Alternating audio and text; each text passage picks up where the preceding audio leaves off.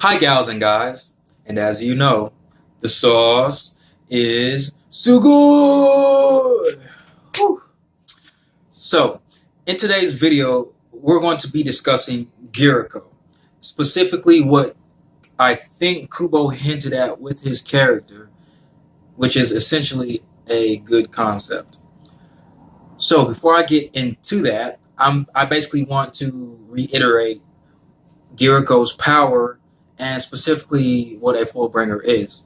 Now, the ability of Fullbring is to essentially extract the soul out of an object. Yes, that's right. Objects have souls. They're somewhat of a react to vibration or something like that. Now, specifically for the skilled Fullbringers that we see, you have to have an emotional attachment to that object or objects. And it has to be somewhat of a very strong emotional attachment. For example, Riruka's heart affection ability. Sorry, I don't really, remember it specifically right now for the sake of this video. But yeah. Another example is Jackie's dirty boots, which, as far as I can remember, is one of the best examples.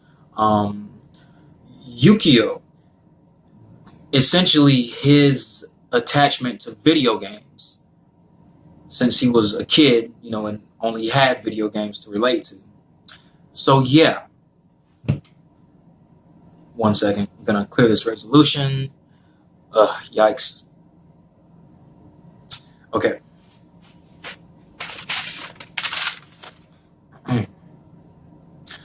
So yes, now specifically for Giriko's power, he had a very strong attachment to his watch. Basically, the pocket watch that he has was passed down through his family through generations. It was always noted in his family that the watch was a symbol of good luck, and whenever you had it, you would have good luck. So whenever Giriko got it, he basically started referring to the watch as a god, and he would always call it a god. So that would be the extent of his emotional connection to this watch. And over time, he found out that he could actually kill people with the watch. So to test this out, as genius as he was, he decided to test it out on his wife. And essentially, he basically aged her to the point of death. And so, mid experimentation, he was like, okay, wow, this is actually real. This actually works. Let me stop. However, as he found out with his ability, whenever he sets a contract, he cannot disturb the object that he set the contract around, meaning he cannot attempt to stop what he had already placed in motion. Therefore, as a result, his wife still died, and he ended up losing an eye due to violating the contract in what was known as the Flames of Time. So, upon realizing what had just happened, Giriko realized that the power was not his, that it was actually this god's that he was getting the power from or relying on.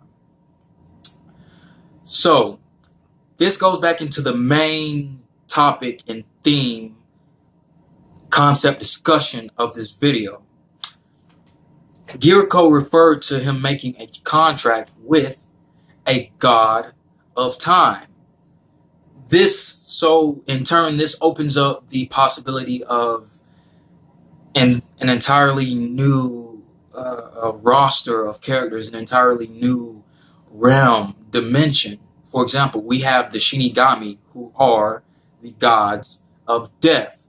So it makes sense how Giriko mentioning this would open up the possibility of gods of time.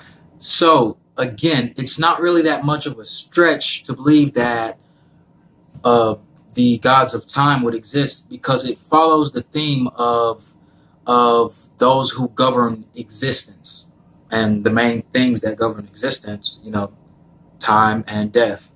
And perhaps there could also be some, life gods that restore life somehow. just spitting out, concepts here, Kubo. Um, but I mean, yeah, that's really all I had to say about it. It definitely opens up a good possibility for this. Any hint Kubo gives you about stuff like this, it should not be taken with a grain of salt at all, or however that expression works. But yeah, just gotta pay attention to those hints. Really makes for some great lore and conceptual themes like this. Well, gals and guys, that's all I had. Um, if you have any concepts, themes that you guys want to point out, just comment below.